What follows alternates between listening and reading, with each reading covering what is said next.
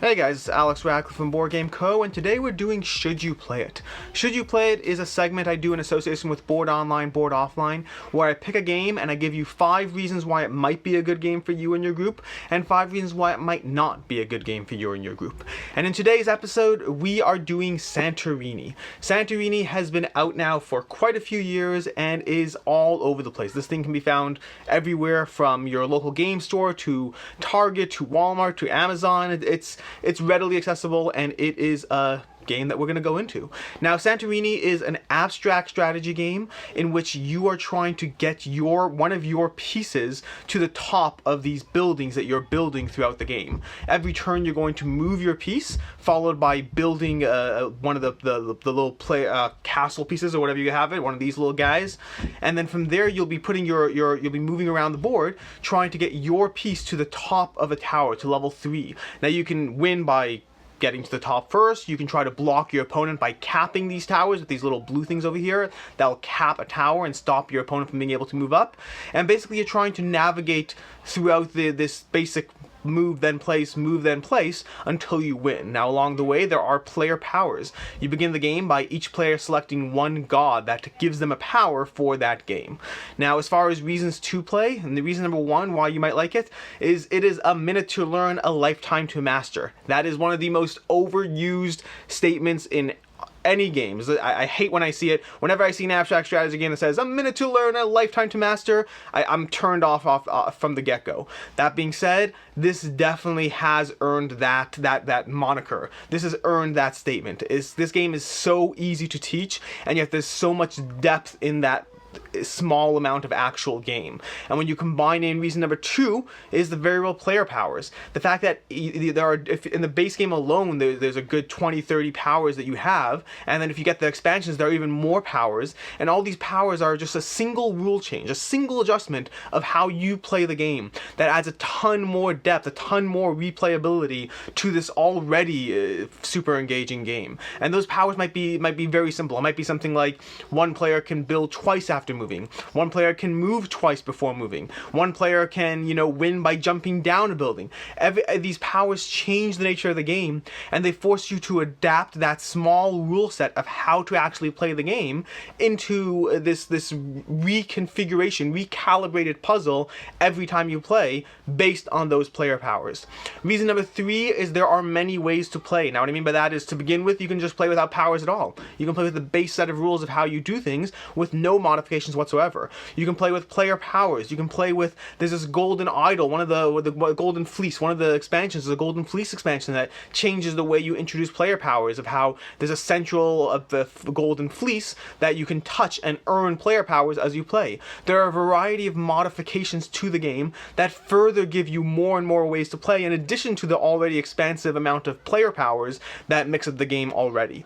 Reason number 4 is this game has a coffee table presence like few others. You can see over here, this is what it looks like on the table. This is a very, very, very appealing, it's visually appealing to see this game on the table. Whether you're playing it actively or whether you're leaving it set up from someone else from a prior game for your next game, this is a game that looks amazing on the table and draws people in. When people see these little towers on the table, on this little island that comes in the game, and then you see these little fancy, well-sculpted meeples on that table, this really has a fairly engaging coffee table presence. And if you're looking for something that is not just a game but also a centerpiece, or something that's just going to draw people in and has that gateway appeal to also further be a reason to draw people in, this fits that spot. And reason number 5, and this is one that I actually try not to go into my reasons. I usually don't like cost as a factor for whether both as a pro or a con. I usually don't like it, but in this case I'm going to make an exception just purely because of how much this game actually delivers in terms of the amount of gameplay it gives, in terms of that coffee table presence, that gateway element, and yet it does all that for usually well under $20. You can usually find this on sale on Amazon for in the $15 to $20 range. If you go to your local Target, this is a game that's usually it's usually easy to find this on sale or fairly affordable, and that is another pro in its corner. As far as reasons you might not like this game, as far as reasons why this might not be a game for you, is number one, it is an abstract game, and despite all the dressing up behind it, the actual core gameplay can feel a bit samey if you're playing it too much. This isn't a problem if you're pulling it out once in a while, but if you're trying to play this a lot, at a certain point, that back and forth, despite the fact that it's modular, despite the fact that it's variable, that core gameplay can end up feeling fairly samey after a few plays, and that can eventually take away from the charm, the simple, accessible charm of the game. Reason number two is not all matchups are even in this game. In this game, you're always assigned either a god or a hero to give you your unique ability for the game. And while for the most part, I personally enjoy I just enjoy the matchup aspect of seeing how my power will face up against your power. At the end of the day, not all powers are created even in this game, and especially when you're playing against certain powers, one power that might be good in one way might be much less able to actually do anything against a certain type of god or a certain type of character. So if you need that sense of evenness, if you need that sense of fair play, understand that might not always be the case here. Reason number three, and this one actually ties in with reason number two, and I'll explain that in a second. Reason number three is the players as well can be uneven. If you have somebody who's played this game quite a bit and somebody who's just walking up to the table, there's a mental adjustment to how to play this game, to how to lock in the wind, to how to navigate the board and move around. And that mental adjustment, if one player has it, another player doesn't, it might be a bit of a stomping. It might be a bit of a, hey, let me show you this cool coffee table game I have, but then you destroy them just because you know how to play the game and they don't. Now you can, to some degree, you can balance for that to a certain degree by using that lack of even matchups. So if I know I'm better at the game and I know that this god is not as good against that god, I can take the weaker god and try to use that as a balancing factor. That being said, to a certain extent, that does require you keeping some sort of list of what matchups work well or don't work well. So it can be used to mitigate it a bit, but only if you actually know offhand those gods that do well or poorly against each other.